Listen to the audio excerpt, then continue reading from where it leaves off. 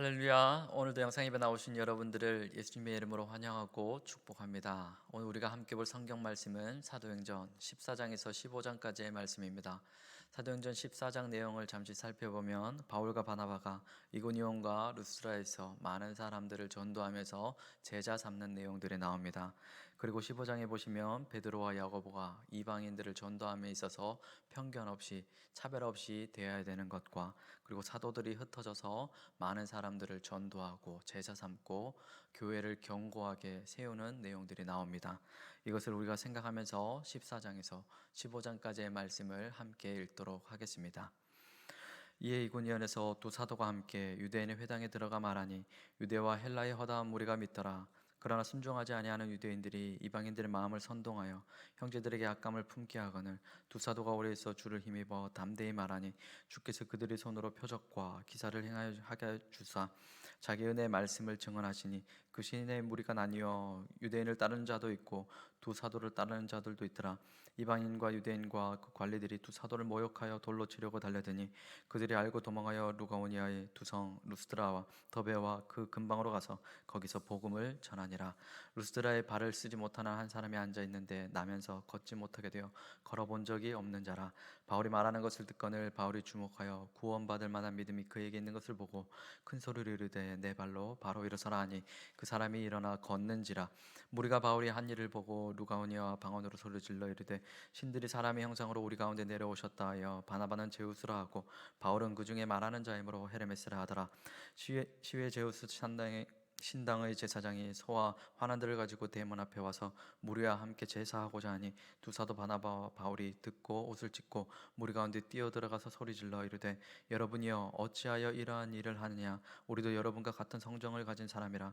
여러분에게 복음을 전하는 것은 이런 헛된 일을 버리고 천지와 바다와 그 가운데 만물을 지으시고 살아계신 하나님께로 돌아오게 하려 함이라. 하나님이 지나간 세대에는 모든 민족으로 자기들의 길들을 가게 방임하였으나, 그러나 자기를 증언하지 아니하신 것이 아니니 곧 여러분에게 하늘로부터 비를 내리시며 결실기를 주시는 선한 일을 하사 음식과 기쁨으로 여러분의 마음에 만족게 하셨느니라 하고, 이렇게 말하여 겨우 무리를 말려 자기들에게 제사를 못하게 하니라. 유대인들이 안디옥과 이고니온에 와서 무리를 충동하니, 그들이 돌로 바울을 쳐서 죽은 줄 알고 시외로 끌어내치니라. 제자들이 둘러섰을 때 바울이 일어나 그 성에 들어갔다가 이튿날 바나바와 함께 더베로 가서 복음을 그 성에서 전하여 많은 사람을 제자로 삼고, 루스드라와 이고니온과 안디옥으로 돌아가서 제자들의 마음을 굳게 하여 이 믿음에 물러 있으라 권하고, 또 우리가 하나님의 나라에 들어가려면 많은 환난을 겪어야 할 것이라 하고, 각 교회에서 장로들을 택하여 금식 기도하며 그들이 믿는 주께 그들을 위탁하고, 비시디아 가운데로 지나서 밤빌리아에 이르러 말씀을 버가에서 전하고, 아달랴로 내려가서 거기서 배 타고 안디옥에 이르니, 이것은 두 사도가 이룬 그 일을 위하여 전에 하나님의 은혜에 부탁하던 곳이라. 그들이 이르러 교회를 모아 하나님의 함께 행하신 모든 일과 이방인들에게 믿음의 문을 여신 것을 보고하고 제자들과 함께 오래 있으니라. 15장입니다. 어떤 사람들이 유대로부터 내려와서 형제들을 가르치되, 너희가 모세의 법대로 할례를 받지 아니하면 능히 구원을 받지 못하리라 하니, 바울 및 바나바와 그들 사이에 적지 아니한 다툼과 변론이 일어난지라.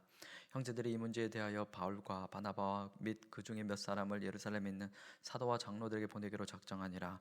그들이 교회의 전송을 받고 베니게와 사마리아로 다니며 이방인들이 주께 돌아오는 일을 말하여 형제들을 다 크게 기쁘게 하더라. 예루살렘에 이르러 교회와 사도와 장로들에게 영접을 받고 하나님의 자기들과 함께 계셔 행하신 모든 일을 말하며, 바리새파 중에 어떤 믿는 사람들이 일어나 말하되, 이방인에게 할례를 행하고 모세의 율법을 지키라 명하는 것이 마땅하다 하니라. 사도와 장로들이 이 일을 의논하러 모여 많은 변론이 있은 후에 베드로가 일어나 말하되, 형제들아, 너희도 알거니와 하나님이 이방인들로 내 입에서 복음의 말씀을 들어 믿게 하시려고 오래전부터 너희 가운데 나를 택하시고, 또 마음을 아시는 하나님이 우리에게 같이 그들에게도 성령을 주어 증언하시고 믿음으로 그들의 마음을 깨끗하게 하사 그들이나 우리나 차별하지 아니하셨느니라. 그런데 지금 너희가 어찌하여 하나님을 시험하여 우리 조상과 우리도 능히 매지 못하는 멍에를 제자들의 목에 두려느냐? 그러나 우리는 그들이 우리와 동일하게 주 예수의 은혜로 구원받는 줄을 믿노라 하니라. 온 무리가 가만히 있어 바나바와 바울이 하나님께서 자기들로 말미암아 이방인 중에서 행하신 표적과 기사에 관하여 말하는 것을 듣더니 말을 마침에 야고보가 대답하여 이르되 형제들아 내 말을 들으라. 하나님의 처음으로 이방인 중에서 자기 이름을 위할 백성을 취하시려고 그들을 돌보신 것을 시므온이 말하였으니 선지자들의 말씀이 이와 일치하도다 기록된 바 이후에 내가 돌아와서 다윗의 무너진 장막을 다시 지으며 또 그 허물어진 것을 다시 지어 일으키니 이는 그 남은 사람들과 내 이름으로 일컬음을 받는 모든 이방인들로 주를 찾게 하려 함이라 하셨으니 즉 예로부터 이것을 알게 하시는 주의 말씀이라 함과 같으니라. 그러므로 너희에게는 이방인 중에서 하나님께로 돌아오는 자들을 괴롭게 하지 말고 다만 우상의 더러운 것과 음행과 목매어 죽인 것과 피를 멀리하라고 편지하는 것이 옳으니 이는 예로부터 각 성에 모세를 전하는 자가 있어 안식일마다 회당에서 그 글을 읽음이더라 하더라.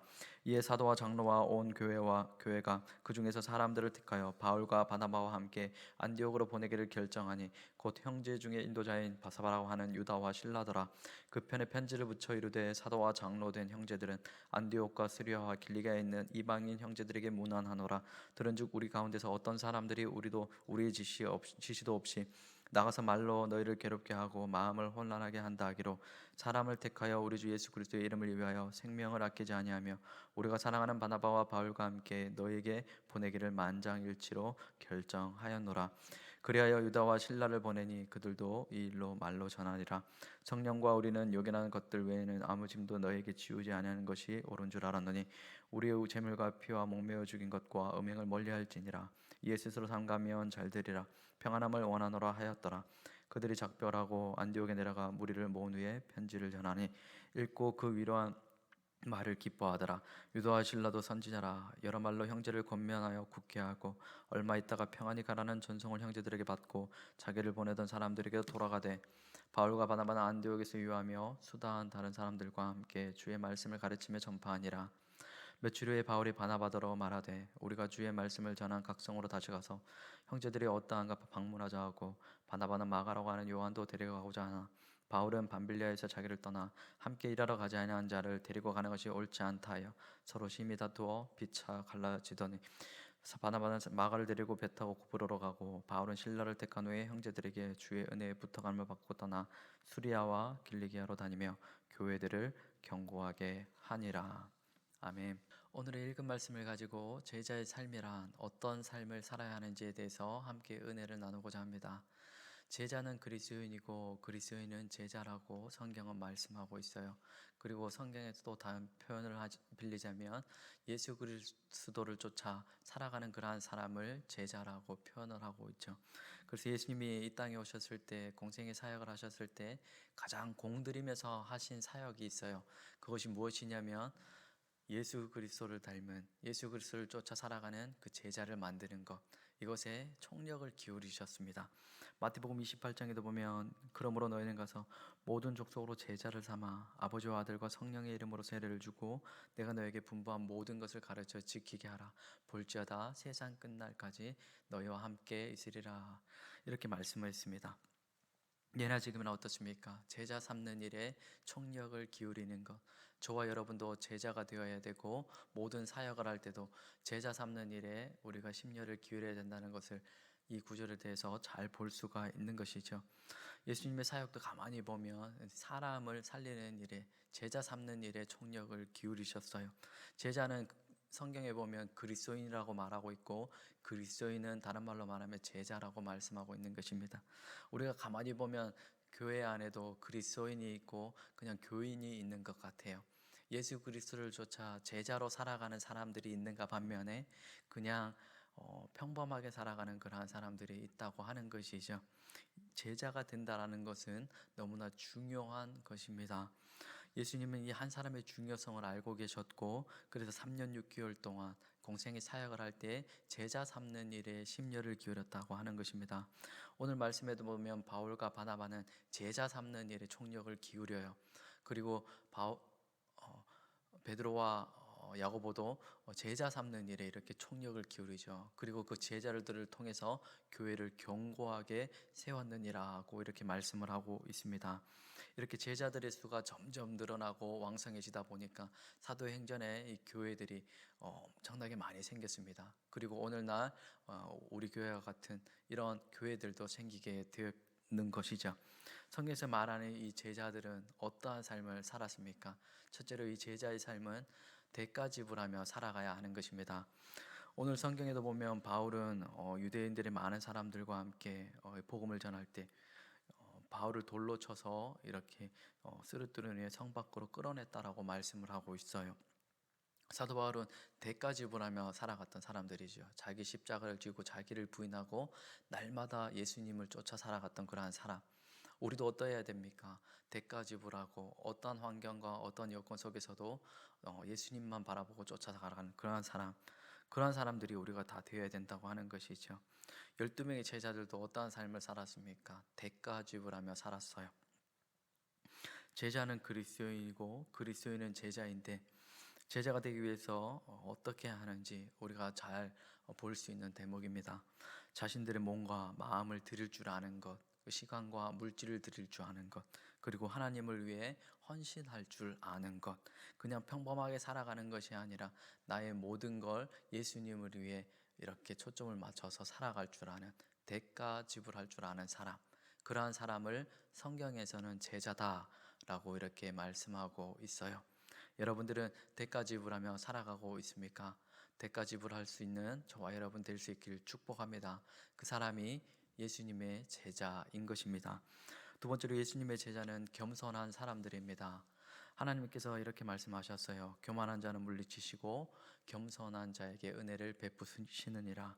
사람이 회심하려면 어떻게 해야 됩니까? 겸손해야 회심할 수 있고, 성경을 바르게 이해하려면 어떻게 해야 됩니까? 겸손해야 성경을 바르게 이해할 수가 있고, 하나님이 사람을 쓰실 때도 어떻게 해야 됩니까? 겸손해야 하나님이 쓰실 수 있는 것처럼 이 겸손은 제자가 되는 비결 중에 가장 중요한 것이다라고 하는 것입니다. 예수님의 제자들은 모두 한결같이 겸손한 자들이었어요. 어린아이처럼 주님 앞에 가서 배울 줄 알았던 그러한 사람들이었죠. 자신이 누구든 어떠한 사람이든 많이 배웠던 적게 배웠던지 간에 자신의 부족을 알던 사람들이었습니다. 서기관과 바리새인은 어떤 사람들입니까? 자신의 똑똑함과 자신의 교만 때문에 예수님의 제자가 되지 못했죠. 교만한 자는 어떻게 됩니까? 낮아지게 되고, 겸손한 자는 영광스러운 자리에 앉게 된다라고 이렇게 예수님 말씀하셨어요. 그러므로 겸손한 자만 예수님의 제자가 될 수 있는 것입니다. 우리가 신앙생활할 때 교만하지 말고 늘 항상 겸손한 마음으로 예수님 발 앞에서 엎드려 하나님 앞에 이렇게 겸손하게 잘 배우고 헌신할 수 있는 그러한 저와 여러분 다 될 수 있길 축복합니다. 끝으로 예수님의 제자는 어떤 사람입니까? 참된 믿음을 가지고 있던 사람들입니다. 구원은 확신으로 받는 것이 아니라 예수님 그리스도를 영접함으로 받는 것입니다. 요한복음 1장 12절에 보면 영접하는 자, 곧 그 이름을 믿는 자들에게는 하나님의 자녀가 되는 권세를 준다고 말씀하셨어요. 성경이 요구하는 믿음, 어떤 믿음입니까? 예수 그리스도를 영접하는 믿음입니다. 어떻게 영접해야 되는 거예요? 사도행전 2장 36절에 보면 너희가 십자가에 못 박은 예수를 하나님의 주와 그리스도가 되게 하셨느니라. 여기에서 나오는 주는 헬라어로 퀴리오스라고 하는데 왕, 통치자라는 뜻이 담겨져 있습니다. 예수님을 영접할 때 우리는 단지 구주로만 영접하는 것이 아니라 왕, 나의 임금, 나를 다스리는 통치자로 영접해야 하는 것이죠. 이럴 때 성경적인 진짜 믿음이 생기는 것입니다. 예수님의 제자들이 어떠한 진리를 가지고 있었습니까? 예수님을 구주로만 믿는 것이 아니라 나를 다스리시는 분, 나를 통치하시는 분, 나의 임금은 예수 그리스도 주님이시라는 것, 그것을 믿고 살아갔어요. 그래서 예수 그리스도를 믿는 그러한 제자들이 사도행전의 역사를 일으키면서 살아갈 수 있게 되었던 것이죠. 예수님이 우리의 왕이시라는 사실을 여러분들은 믿습니까? 예수님은 우리의 왕이십니다. 나를 다스리시는 분이시고 나를 통치하시는 분이시고 나를 항상 좋은 물가로 인도하시는 분이시라는 것, 우리가 잘 알고 있어야 된다고 하는 것이죠. 이 믿음이 있어야 우리가 예수님의 제자로 살아갈 수가 있는 것이에요. 사랑하는 성도 여러분, 우리가 말씀을 보면서 제자의 삶이란 어떤 삶이라고 배웠습니까? 첫째, 대가 지불을 할 줄 아는 삶. 둘째, 겸손한 자로 살아가는 삶. 셋째, 참된 믿음을 가지고 살아가는 그러한 삶. 그러한 사람이 정말 진정한 제자라고 하는 것입니다. 저와 여러분들 사순절을 지나면서 그냥 평범하게 살아가는 것이 아니라 정말 예수 그리스도를 한 분 바라보고 제자의 삶으로 살아갈 수 있는 은혜가 있길 축복합니다.